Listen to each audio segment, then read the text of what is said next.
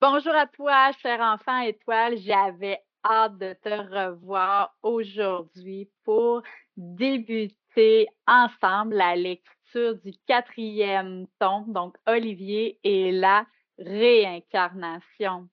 D'abord, comme dans les tomes précédents, on va voir ensemble un peu le vocabulaire qui a été utilisé lors de l'écriture de ce tome. J'ai avec moi Saul, la mascotte de la collection qui a été entièrement cousue à la main avec plein d'amour, qui va en fait nous accompagner dans la lecture. Aujourd'hui, on explore ensemble l'invisible. Encore et encore, comme tu sais, la collection Spiritualité Jeunesse est une série initiatique. C'est un voyage intérieur pour te permettre enfin de connecter et de rester connecté à cette étincelle divine-là qui est en toi, en nous. C'est certain que dans le quatrième tome, je vais te parler de la mort et je vais te parler du choix que moi j'ai fait consciemment d'enseigner à mes enfants que la réincarnation fait partie d'un processus de vie. Donc, de naissance, de continuité, de mort et pour revenir. En fait, en tant que médium accompagnatrice, j'ai tellement vu personnellement, et là, c'est vraiment une livraison de cœur à cœur d'expériences qui m'ont amené à croire à cette lumière qui est omniprésente, autant vous, moi, que mes proches décédés. Et c'est vraiment à eux que je dédie ce quatrième tome. Donc, tous ceux qui choisissent de croire que la vie n'est pas une fin en soi, mais qu'elle continue, qu'elle est un passage, tout simplement en laissant des souvenirs dans nos cœurs.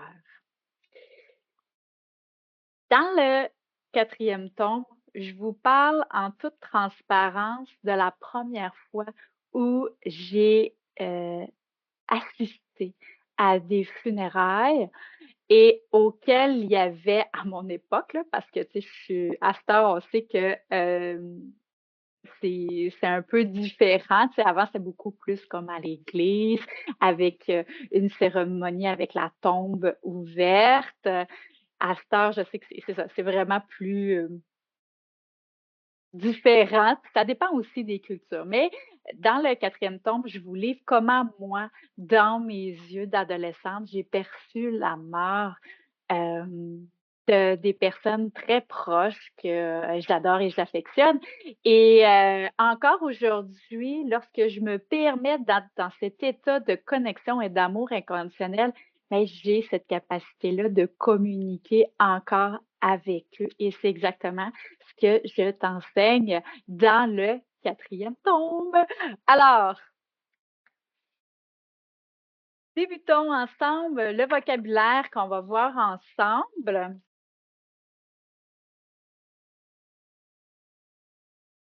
Je vais vous parler de la perception de surnaturel, comme je vous ai mentionné dans le troisième tome.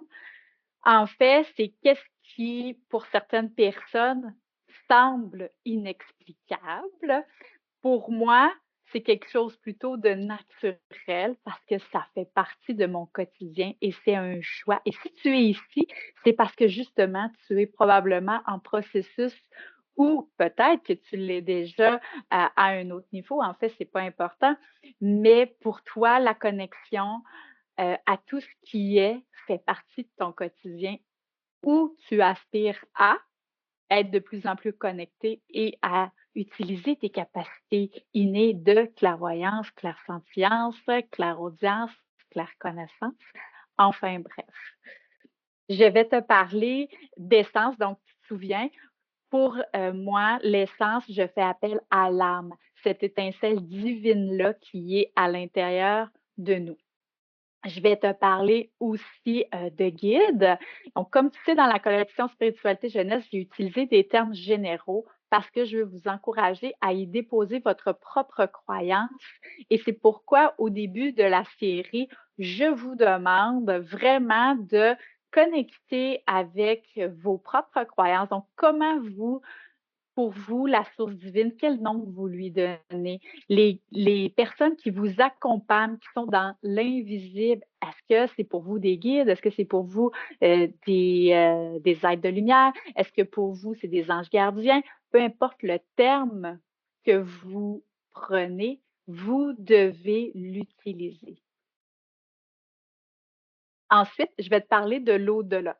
Tu peux percevoir l'au-delà un peu comme le royaume céleste ou le paradis. C'est toi, en fait, encore là, qui va décider. Lorsque je te parle d'esprit, je te parle de cette partie-là à l'intérieur de nous qui analyse, d'accord? Donc, vraiment le mental.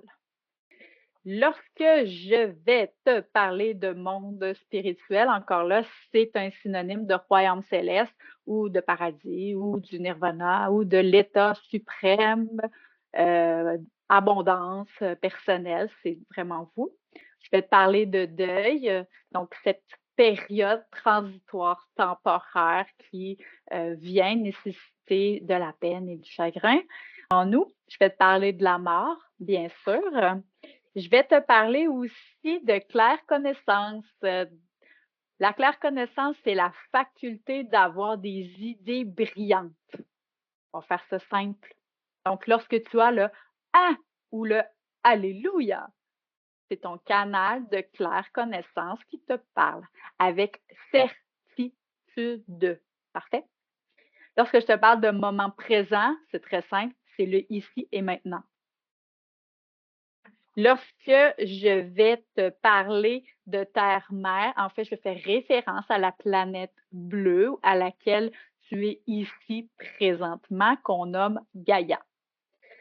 Ensuite, je vais aussi te parler d'intuition. Donc, l'intuition, en fait, c'est le siège de ton canal de médiumnité qui, lui, va te parler à travers les canaux de clairvoyance, clairsentier, clairconnaissance, clairsentience, je ne me souviens pas si je l'ai dit, en tout cas, bref, donc les 4 canaux de toute façon qu'on va voir dans le 6e tome de façon plus générale, d'accord?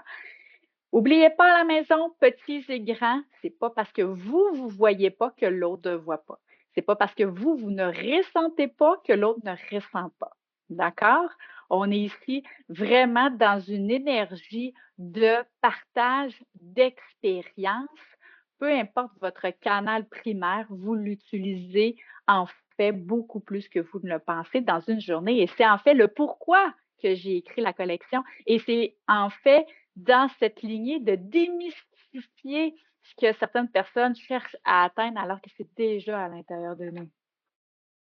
Je vais te parler bien sûr d'âme incarnée et désincarnée. Au 4e tome, maintenant ce vocabulaire-là fait partie de ton quotidien. Donc, tu sais qu'une âme incarnée, c'est une étincelle divine de lumière qui brille à l'intérieur de toi et qui est à l'intérieur d'un corps physique, humain, animal ou végétal. En fait, c'est vraiment une énergie d'amour pur. Parfait? Une âme désincarnée, en fait, c'est seulement l'âme, c'est l'énergie, la boule d'énergie qui, elle, est omniprésente, peut se promener dans toutes les dimensions, peu importe, mais qui n'a pas intégré un corps. Parfait? Et nous allons compléter le vocabulaire avec le monde terrestre, qui est un synonyme de la planète Terre ou de Gaïa. Parfait? Avant de débuter la lecture du 4e tome, sache que je porte aujourd'hui la pierre de lapis lazuli. En fait, c'est la pierre qui a été sélectionnée pour le 4e tome pour, en fait, ses propriétés de passage d'âme. En fait, le savais-tu? À l'époque de l'Égypte antique, on utilisait beaucoup la lapis lazuli dans les sarcophages pour permettre à l'âme du défunt de passer à travers le voile et retrouver cet état de paradis ou de royaume céleste. Donc, c'est une pierre qui est vraiment utilisée pour ça. Donc, c'est elle qui a été choisie. Elle apporte aussi la confiance et le courage de s'exprimer librement.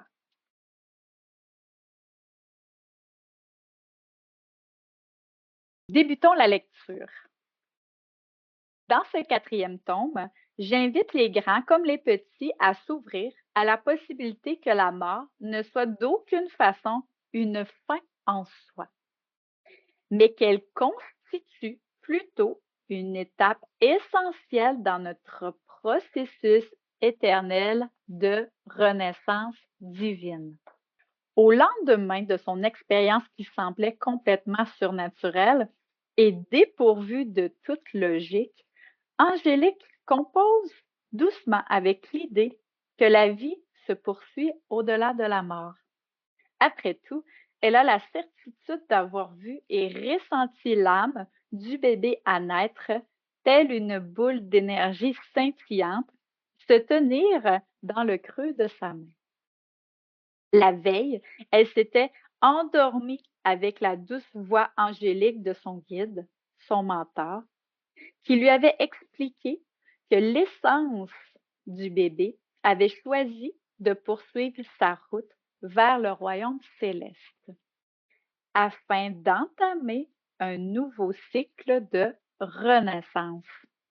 Chaque minute passée sur la terre-mère en tant qu'humain avec nos êtres chers est un cadeau divin, lui dit-il.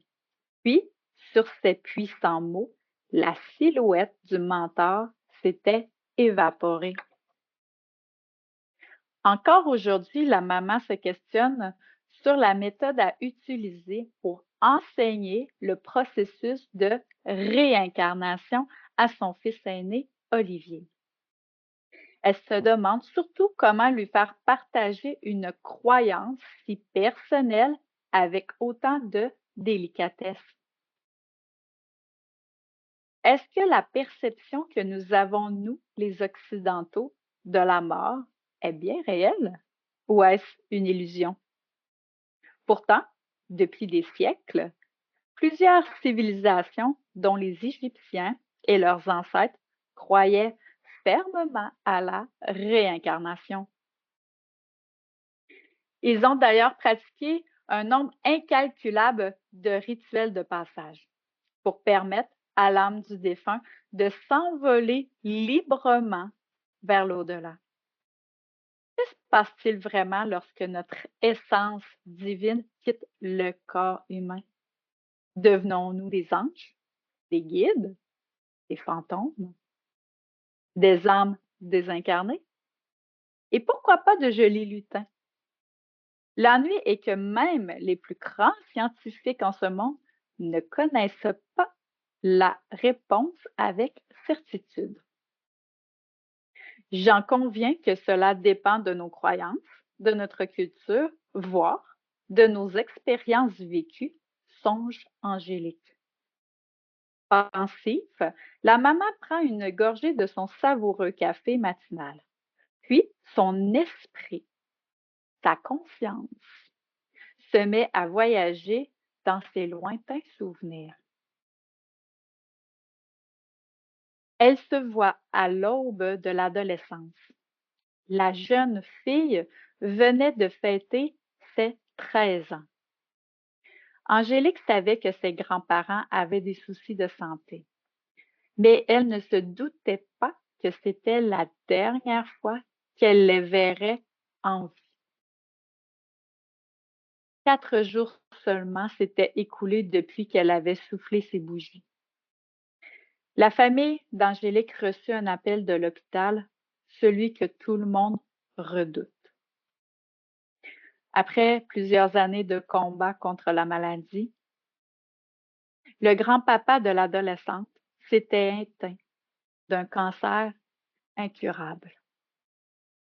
Alors que toute la famille entamait une période de tristesse et de deuil, un second appel surgit quelques jours plus tard. L'essence de sa grand-mère avait aussi choisi de quitter son corps humain. Elle s'appelait Carmen. La vieille dame âgée de 78 ans était partie rejoindre son tendre époux sans hésitation, laissant derrière elle tout un héritage d'amour à ses enfants et petits-enfants. D'aussi loin qu'Angélique se souvenait, Carmen était une femme souriante, au grand cœur généreux. Lors des tablées hebdomadaires réunissant les cousins et cousines, Carmen servait la meilleure soupe aux légumes. La jeune fille prenait d'ailleurs un malin plaisir à écrabouiller ses craquelins préférés pour les ajouter à son bouillon. Rire et joie accompagnaient tous les repas du dimanche. C'était la tradition familiale.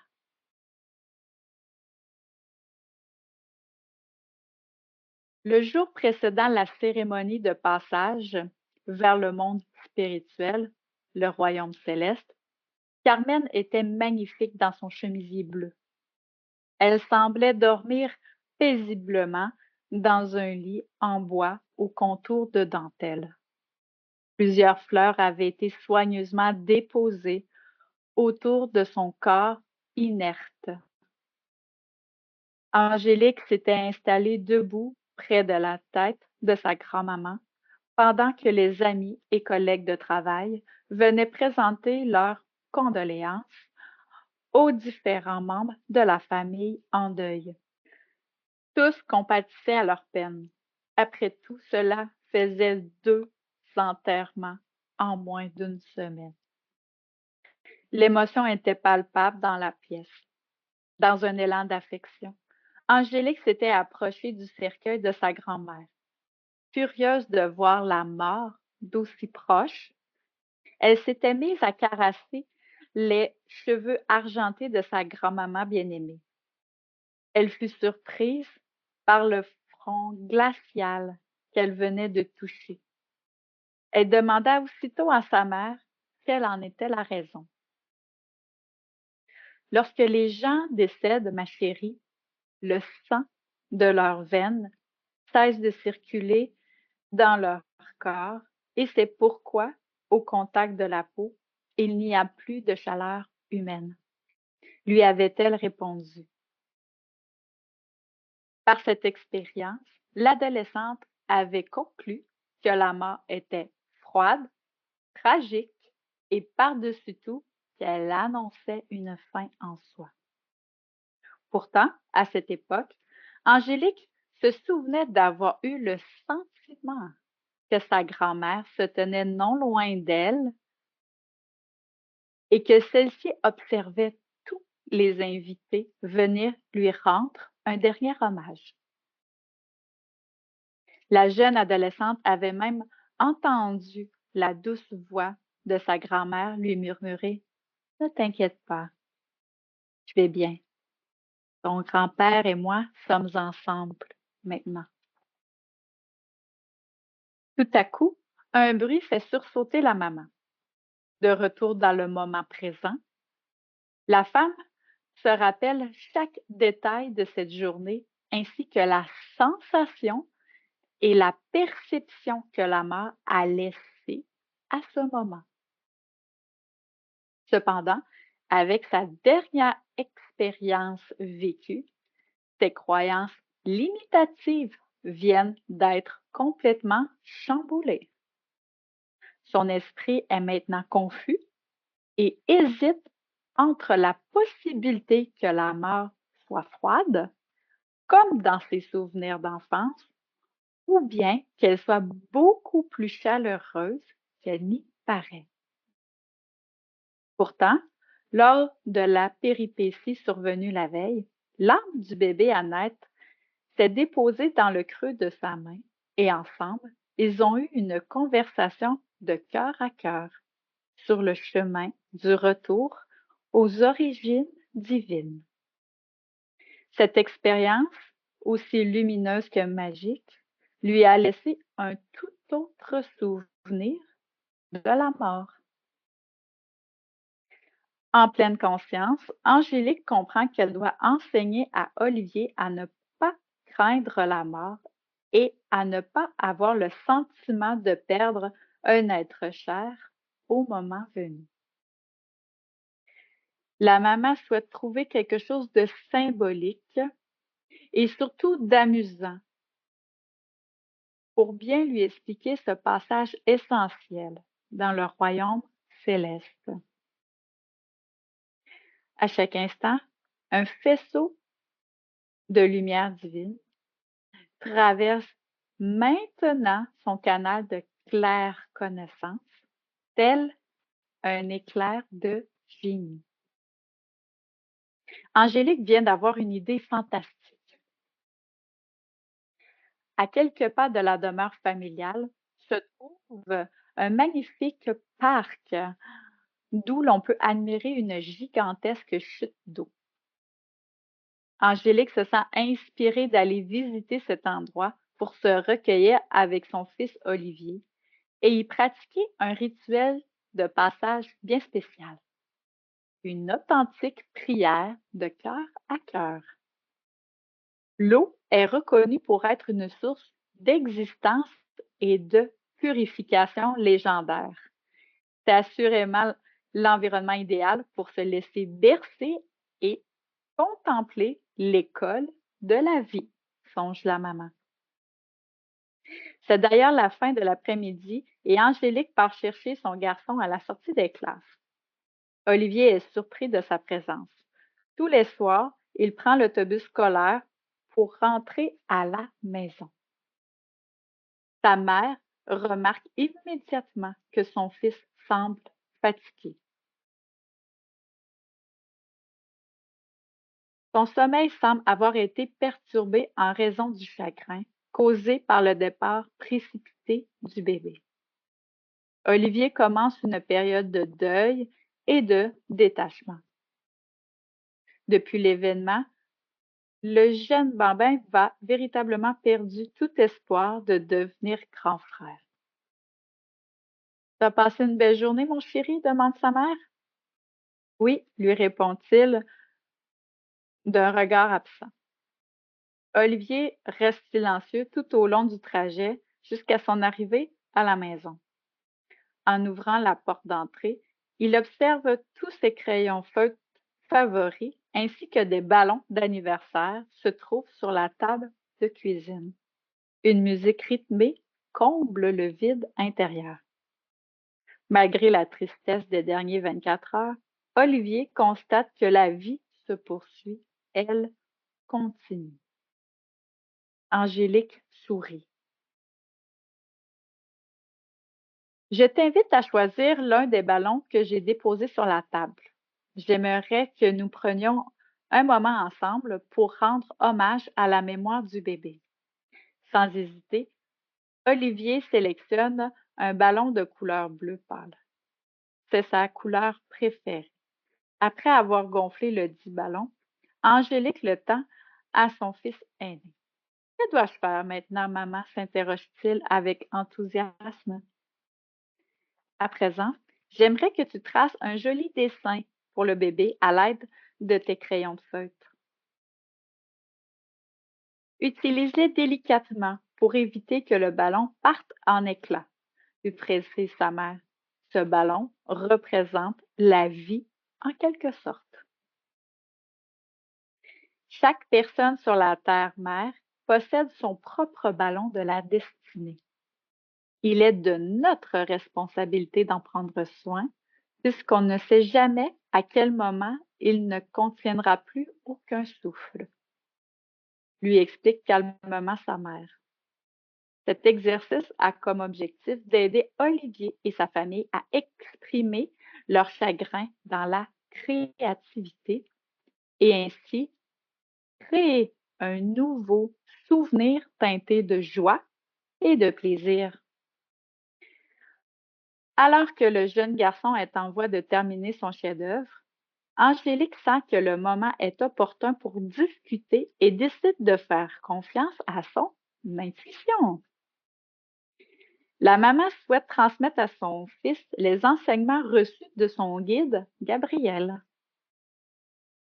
Ton dessin est splendide, mon chéri.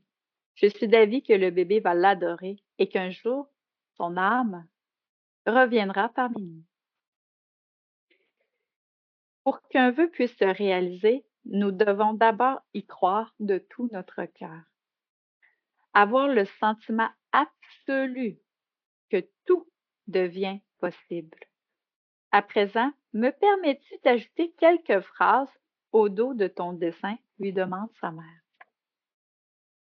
Crayon rouge à la main, la maman ajoute à notre petit ange. Ta lumière demeure dans nos cœurs pour toujours. À bientôt. Maman, papa et Olivier. Avec le même amour inconditionnel dont elle a accompagné l'âme du bébé lors de son dernier voyage, Angélique trace un magnifique cœur au pourtour de ses puissants mots, sachant avec certitude que l'univers va également répondre à l'un de ses plus chers désirs. Émue, la maman se donne le droit, malgré la présence de son fils, de verser quelques larmes. Maman, c'est quoi une âme? Demande le bambin. Angélique prend une profonde respiration après un bref moment d'hésitation. Elle choisit de partager ses croyances et souvenirs vécus. Je suis d'avis que l'essence d'une âme est le résultat d'une étincelle céleste née du grand soleil central que nous appelons affectueusement notre source divine. Depuis la création de l'univers, chaque âme sur la planète Terre, qu'elle soit incarnée ou désincarnée, agit telle une âme voyageuse venue grandir avec la galaxie. Toi et moi faisons partie de ce tout et, à notre façon, nous contribuons à créer un monde d'amour pur. C'est d'ailleurs grâce au processus de réincarnation que les âmes deviennent des exploratrices et des explorateurs prêts à relever de nouveaux défis. Par leurs connaissances acquises au cours de leur vie précédente, elles choisissent de revenir ici pour contribuer à bâtir un nouveau monde pour les générations futures. Olivier écoute attentivement les enseignements de sa mère. Étrangement, la mort semble beaucoup moins effrayante qu'Olivier ne le pensait. Lui, qui avait aussi le sentiment d'avoir perdu sa grand-mamie Thérèse, âgée de 95 ans, ainsi que son poisson rouge Bernie, quelques semaines auparavant. Bien, à présent, je crois que ton chef-d'œuvre est prêt à prendre son envol. Partons rendre hommage à tous ceux et celles qui nous ont quittés récemment, lui dit Angélique. En prenant soin de confectionner 2 autres ballons avec amour pour grand-mamie et Bernie. Sans plus tarder, ils enfilent leurs souliers et se dirigent au parc.